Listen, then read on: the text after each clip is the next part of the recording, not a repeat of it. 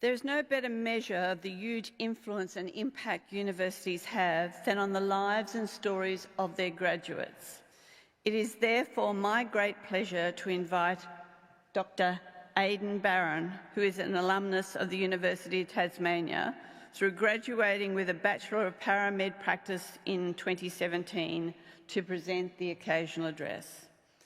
After completing his paramedic studies at the University of Tasmania, Aidan went on to research point-of-care ultrasounds by paramedics, eventually completing 2 postgraduate degrees and spending 2018 as a visiting researcher in emergency, cardiovascular and critical care in London.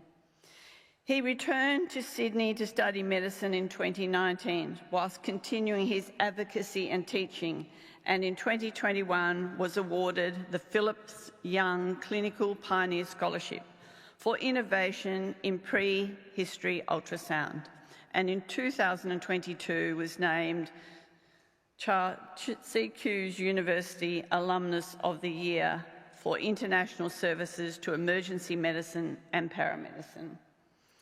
Aidan has taught and volunteered in over 14 countries, including as an instructor in the Royal Australian Navy, in rural Nepal and in Western Fiji. He holds appointments at multiple universities, as well as being a medical advisor to Surf Life Saving New South Wales, the clinical lead for Community Health Support New South Wales, a clinical advisor for St John's Ambulance, and a non-executive director for the Emergency Medicine Ultrasound Group, Australia and New Zealand. Aidan currently works as a senior resident doctor in critical care on the Central Coast. Aidan, can I welcome you to the stage?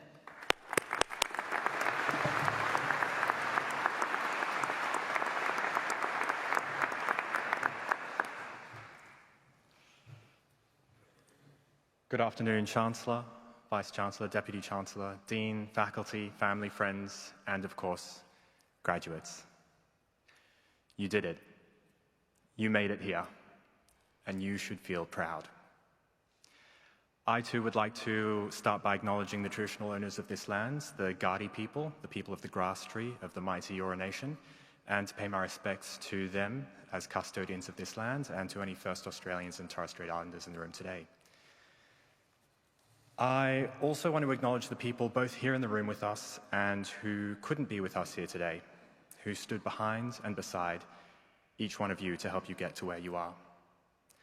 The plates of cut up fruit, the phone calls after a hard shift. For some, the child minding, for many, the financial support.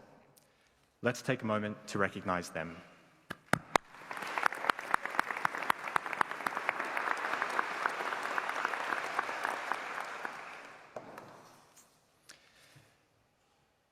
It's no doubt been an intense few years, 2 years. I graduated from the same course as you not too long ago. And when we walked across the stage, it didn't mean too much to the outside world. And then in 2018, everything changed. And we became recognized for the profession that we had become. Suddenly, overnight, you weren't a paramedic just because you worked for the ambulance service, but you were a paramedic because of the way you approached problem solving, the skills, the training, and the professional ethics that you embodied. Your ability to walk into a room full of chaos and identify the sickest person in that room and unconsciously start working through a list of logistical and clinical barriers to get them from where they are, tucked away in a corner behind a toilet in pain, to where they need to be, not just geographically, but physiologically and psychologically. And to do that with ease, with agility, and all the while talking to the patient, reassuring them, giving them small boluses of analgesia to reduce their suffering. That's paramedicine.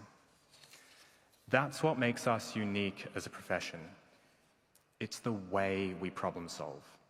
It's the way we approach disorder, the way our minds have been trained to function under stress and to prioritize things, to identify next steps, to think ahead, and to bring a sense of calm to chaos. That's the secret sauce that makes us paramedics. Now, I could stand here and tell you some great stories from working around the world, village fires, mass casualty incidents, the first time I diagnosed something with ultrasound as a paramedic, my first pre-hospital RSI, and frankly, so could many of the clinicians, my colleagues behind me. Instead, I thought I'd share with you something that I was never taught, not as a paramedic, not as a researcher, not as a doctor. It's what I wish someone would have told me when I started my career, and so I'm going to share it with you. One day, you're going to make a mistake. We all do, and for some of you, that mistake is going to mean that you've hurt a patient. And it's going to be one of the worst days of your career. And you can fortify yourself with all the knowledge and skills in the world. You can study harder than anyone else in the room. You can go to more jobs. You can get more experience. And one day, you still might cause harm badly. And when that day happens, you're going to remember me standing here in front of you. And you're going to know that Aidan, who just had a whole list of impressive-sounding things read about him, had also caused serious harm to a patient. And it sucked. And I cried. And I felt awful. And I was okay in the end. And my career wasn't over. And AHPRA didn't deregister me, and I wasn't sacked. And you too will be okay. I've hurt a patient before. Badly.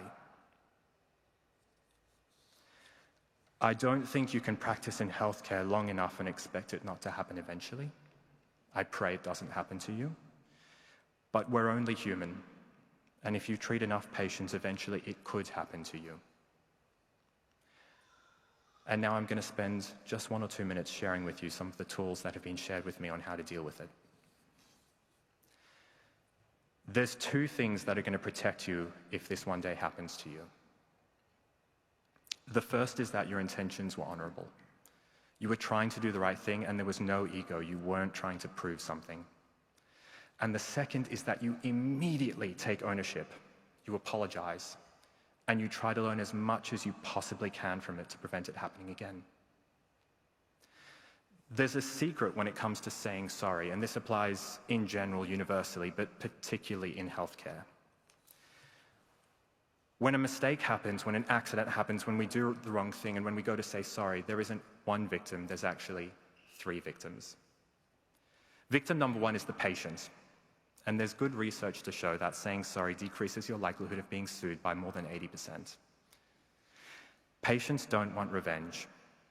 They want to see that we recognize their pain and feel remorse, and that we've learned, and that we won't make the same mistake again. And sometimes they'll even try and cheer you up when they see how bad you feel, and certainly they do when I bum a cannula and I feel really, really bad. Victim group number 2 is the family and close supports of that patient. We've just hurt someone that they care about, and we've broken their trust in the healthcare system. It's not your job to go and regain their trust. That's their choice. Your job's actually to show them that you're sorry and that you're accountable. And there's a subtle difference here, but it's a really important one. And finally, victim number 3 is you, me. We have to recognize that we might now be hurting and feeling all sorts of emotions. Guilt, anger, frustration, sadness, fear of the repercussions, fear that we might make the same mistake again. And now it's time to take care of you. And try as they might, very few people outside of healthcare can understand what this feeling is. What it's like to go through this experience of going to work trying to heal someone and instead hurting them. For the family and friends in the room, just keep showing up for us. Just keep showing up for us. That's all you have to do. Just keep loving us. We are so grateful for it.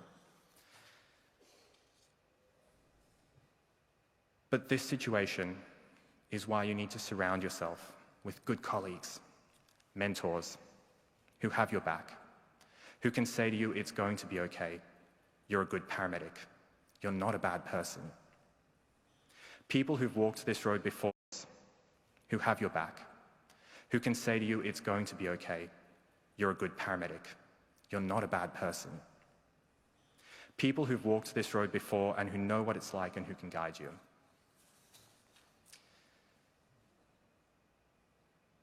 If you wake up in the morning and you come to work, not with the mindset that today I'm going to save a patient, but instead with the mindset that today I'm going to have one really quality interaction with the patient that's really fulfilling.